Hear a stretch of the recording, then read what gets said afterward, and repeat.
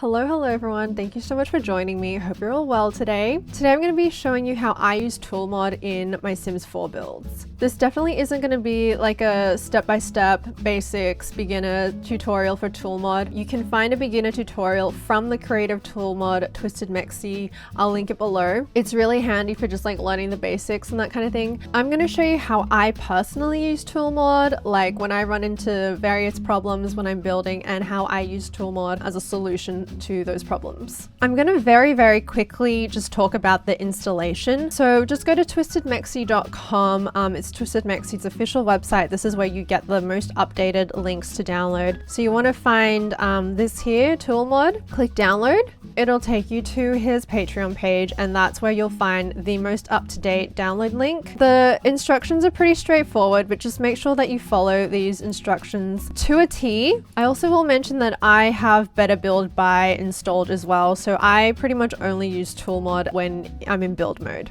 So we've just installed Toolmod, we follow the instructions, and we've successfully installed it. To bring up Toolmod, you simply go Shift T and it should pop up. I've set this so the dialog box sits over here on the right hand side, but you can move it to wherever you want. If you just go to settings and then you can set the dialog position to wherever you like. I've just got it on the right hand side since my camera is on the left. So first things first, tool stands for take objects off lot. So the main intention of Toolmod is for you to be able to move objects in the Sims literally wherever you want, whichever direction you want. Rotate it, move it up, place things that normally can't be placed, you know, in certain places.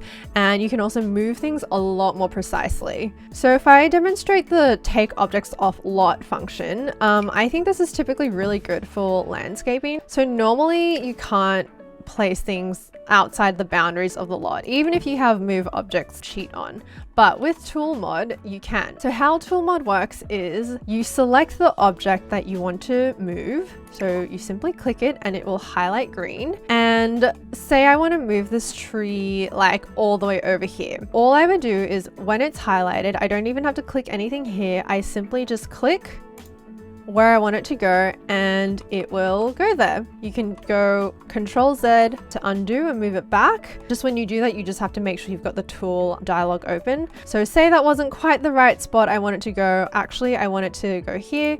So I'll just click over here. Great, that's where I want it to go. I'll click this item again to highlight it, unselect it, deselect it, and then I'll go Shift T again to close Toolmod. You want to make sure that you close the dialog box, and that's it. That's sort of the most basic function, I would say, of Toolmod. Once that's placed, I also can't select it again. But with Toolmod, you can. I'll just open Toolmod again, I'll select that tree again, and I'll move it back onto our lot. Click it to deselect it, close Toolmod, and there we go. It's back on our lot as normal. So I think I'm going to run through like each of these functions and sort of go through how I normally use them and like scenarios where I need them. First up is the move function. Now I have to be totally honest with you, I never really use this because I can't really get my head around how the coordinates work, and I've never really been in a situation where I really needed it. Yeah, like I said, you can just like do the click thing. You can also do this for when you want to move something very precisely and very incrementally. So say I wanted to place this like here, but it's not quite right. I want it to move slightly to the right here. What you would do is hold the Alt key and then just click a little bit like that, and you can see that it moves just a tiny bit. If I want it to move a bit more, like if I want the increments to be a bit bigger, I would actually click a little further away. So I'm holding Alt and I click a little further away, and if you can see it jumps a little bit more.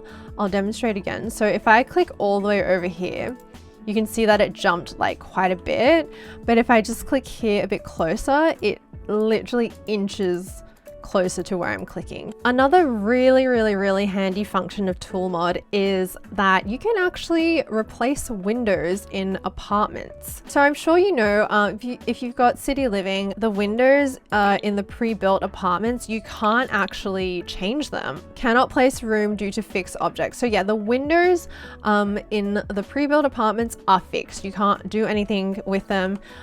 Even if I bulldoze this entire lot, the windows remain. But with tool mod, you actually can change the windows. Let's open up tool mod, Shift T. We're going to select the window. As you can see, they're actually able to be selected. We're going to hold Alt to select more than one. So this one, this small window here on the right is selected. I'm going to hold Alt, and then that selects the bigger window here. I'm also going to get rid of the curtain, so let's just select the curtains as well. So now all three of these are selected. Now go to Options, Delete Group, and you've just deleted windows on fixed apartments. Okay, so now let's say we want to replace that window with a bit more of a trendy window. So let's grab this Moschino window. As you can see, I can't place it because you can't really make any changes to these outside walls of apartments. They're very much fixed. So what I would do, I've got Move Objects sheet on, so that's why I can put it here. So I'm just going to put it aside for now. I'm going to open up Tool Mod. I'm going to select this window here. I'm going to just pop the grid back on. Say I want it to just sit like here in the middle. So if I just sort of click right in the middle of this wall here, there you go. So now the window can sit in this wall. I'm going to close tool mod. Previously, we could not do anything to this wall. We couldn't touch anything that was already pre-built into this wall, but now with tool mod, you can. If this window wasn't quite in the right spot, I would just select it again, hold the Alt key, move it down a little bit, move it to the right a little bit, move it down here, wherever I want it to go. That's sort of the beauty of tool mod. You can literally just make objects go exactly where you want it to go to a very, very precise degree. The next function we're going to talk about is the elevate function. I would say elevate and scale are the two functions that I use the most often. In my last video, the one about cluttering, I did explain how you can use tool mod, specifically the elevate function in tool mod. I did explain how you can use that to help with your cluttering, how to place objects on shelves. Make sure you check out that video, but I will go through it again here. So say I have this shelf here. I'm just holding Alt so I can freely place it. So yeah, say I want this here. I want to place something here. Let me just close tool mod. So say I want to place these books on this shelf here, and it won't let me for some reason. You can either go Control 9 and raise it up a bit. But as you can see, there is a gap. So what I would do, let's just put it here. We'll open up tool mod. I'll select this book here and we'll hit elevate. And I just want to lower it just a teeny little bit. So to lower objects, you have to go minus and then you type in your value. If you want to raise the object, you just type it in as a positive value. So we want to lower it a little bit. So I would go negative because it's such a tiny little increment. I would probably go point. So it's less than 1, 0, 5, and we'll hit OK. And it's lowered, but I think it's actually a little bit too low. So let's actually raise it up a little bit. So we'll go back into here, and this time we need a positive value. So I'll just hit 0.02 just to raise it up a tiny little bit. And there you go. So that looks about right to me. So that's how you would use elevate in situations like this. I would say, because I like to do so much cluttering, this is probably the most frequently used function for me. I would say there is a little bit of a learning curve with the elevate function. Over time, I just started learning like what numbers to punch in for like heights. I mean, obviously I still get it wrong because it is very, very precise. But yeah, I just have a play around with it. Eventually you will get used to like knowing what numbers to type in. So 2 takes us all the way up there. -1. I think it's about 1 tile like tall.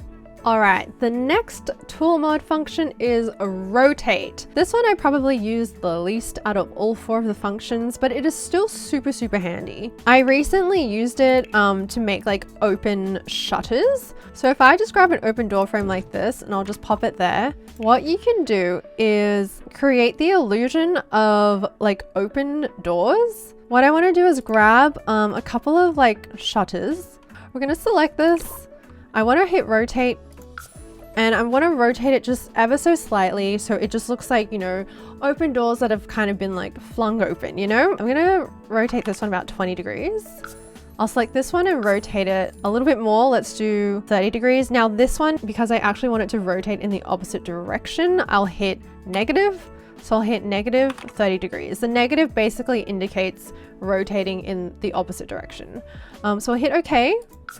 And now it's rotated in the opposite direction. It's only a slight difference. It's obviously only 10 degrees different, but I kind of like it when they're, you know, slightly asymmetrical. I just think it looks a little bit more realistic. So while this is still selected, we're going to do the incremental moving function. So if I hold Alt and just move this, oops, I'm just going to move this ever so slightly.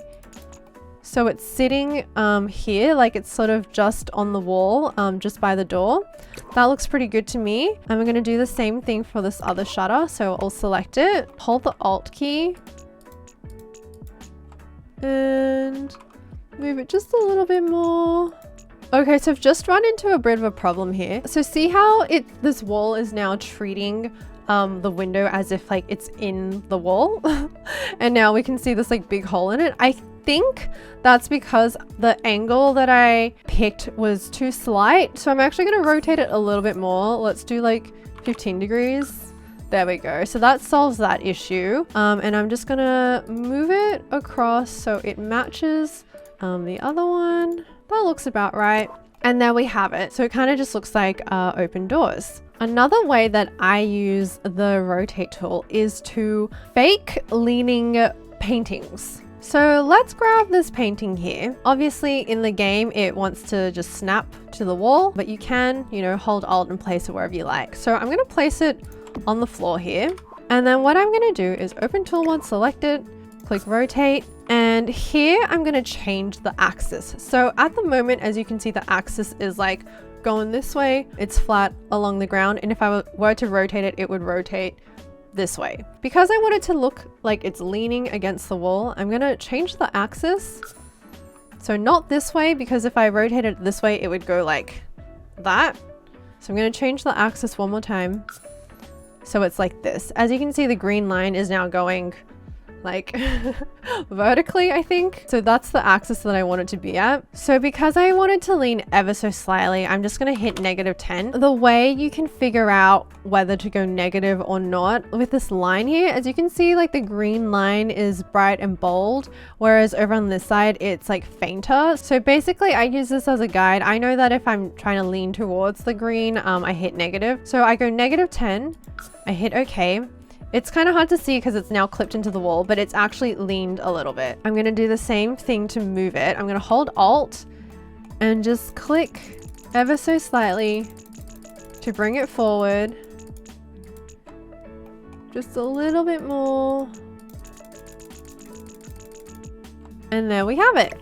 Now we've got a leaning painting. It looks very cute. And you can do that with literally all the frames here. You can even like layer them if you like. So we do a second one here.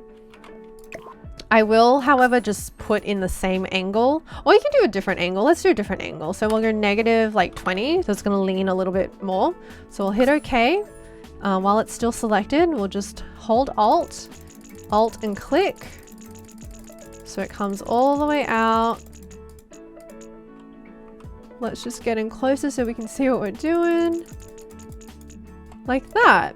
So now we've got two paintings that are leaning against the wall. I actually think it does look better when they're on different angles. One thing I will note about the rotating function is that sometimes it doesn't work for live edit objects, and I have absolutely no idea why. If you have a fix for this, please let me know. But if we just jump into live edit and I'll grab this bin, for example, I'm gonna hit rotate and let's just type in 20 degrees and see what happens. As you can see, nothing happened. I don't really know why. You can kind of see that the green tile is on an angle, but the actual object isn't. That's like the only pitfall of the rotate tool, I guess, is that you can't rotate live edit objects for some reason. The last function of tool mod is the scale option. This one is probably the most self-explanatory. Basically, you can size things bigger or smaller pretty much to whatever degree you want. You can make, you know, little things absolutely ginormous, or you can make them absolutely teeny tiny, or you can make them like, you know, just slightly bigger. It can be applied to pretty much any object. I'm pretty sure it works for like all live edit objects. So I want to make a little lounge room. I've just put down a couch and a couple of armchairs, and now what I want is a coffee table. I want a square coffee table, and one of my biggest gripes with The Sims 4 is that I think a lot of the coffee tables are just way too big. So say I want this coffee table, which I think looks good in the space, but I think it's way too big. So what I'm gonna do is grab the coffee table, and I want to scale it down just a touch. So first thing to note is by default, when you select an object, the scale, the size of it will be at a 1. So if I hit 1, nothing will happen. It will stay the same size because it's currently at a 1. If you want to make it bigger, then you type in a number greater than 1. If you want to make it smaller, you type in a number smaller than 1. So let's just, for example, I want it to be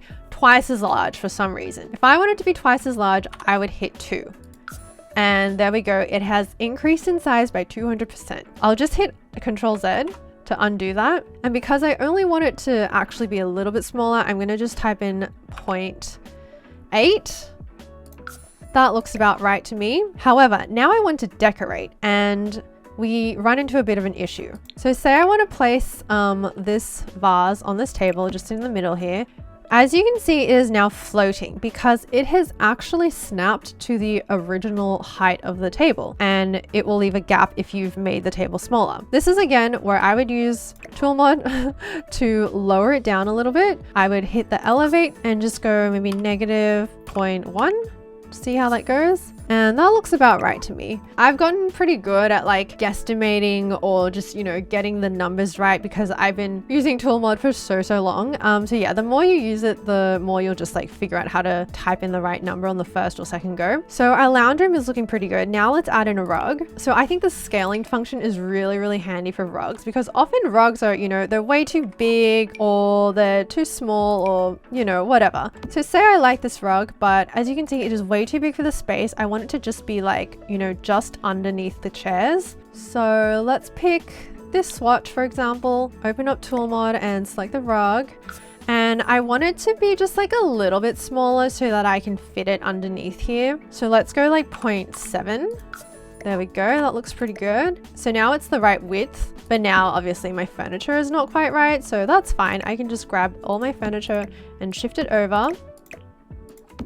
Like that. There we go. And now the rug is the perfect size. My coffee table is the perfect size. My vase of flowers is at the perfect height. You can get really creative with tool mod. I feel like you can literally build like almost anything you want. Once you figured out the controls and like every function, you'll be able to apply them in, you know, very creative ways. Like for example here, I use so much tool mod to get all these items like to the right height, especially because I played with so much terraining. As you can see, like the debug fences typically don't like stick to the right thing. So I would have had to use tool mod to get it to the right height here. This castle here, I would have had to use, you know, the scale tool to get this to the right size. It's actually only this big by default. So yeah, I would have had to use tool mod to get it to this exact right size so it would fit perfectly on this pillar here. Things like this live edit set of stairs, which is, you know, it's just one thing like this. Because it's such a finicky space and live edit objects don't really cooperate very well when you've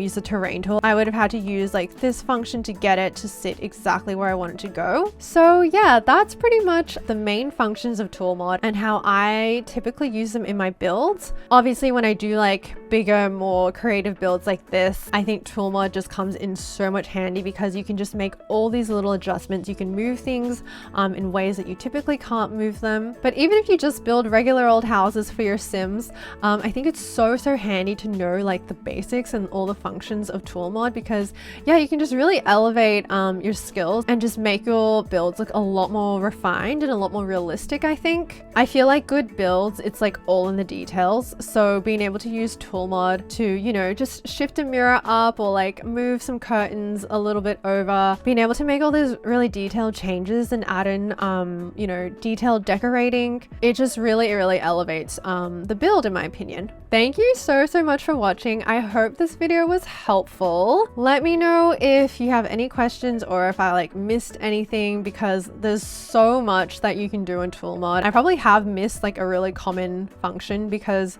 most of my tool mod skills I pretty much picked up by myself, just by pure trial and error and by purely doing lots of builds, making mistakes, running into problems, and then being able to use tool mod to solve those problems. Thanks so much again. Take care of yourselves, and I will see you in the next one. Bye.